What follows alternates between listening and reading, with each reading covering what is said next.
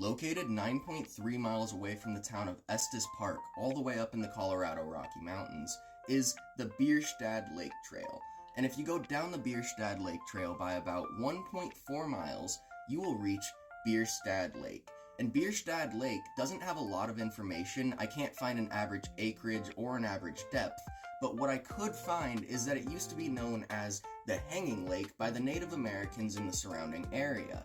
And it didn't get its name of Bierstadt up until 1932, when a man named Albert Bierstadt, a European artist, was hired $15,000 to paint Long's Peak and Estes Park. And it's a huge, beautiful painting that is now held within Denver's Art Museum. And it's a very beautiful piece.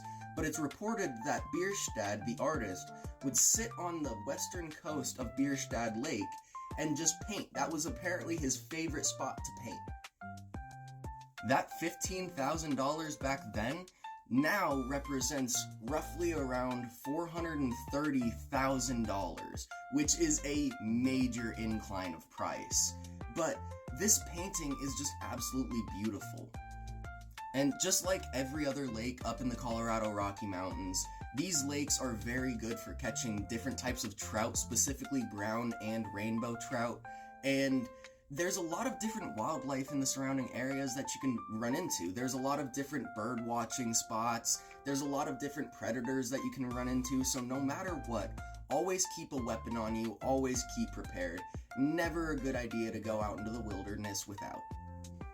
Oh, and there is a lot of camping in the surrounding area. It's just a very, very good lake to go and visit. And frankly, some of the best views of any lake that I've talked about so far. And it's just absolutely beautiful.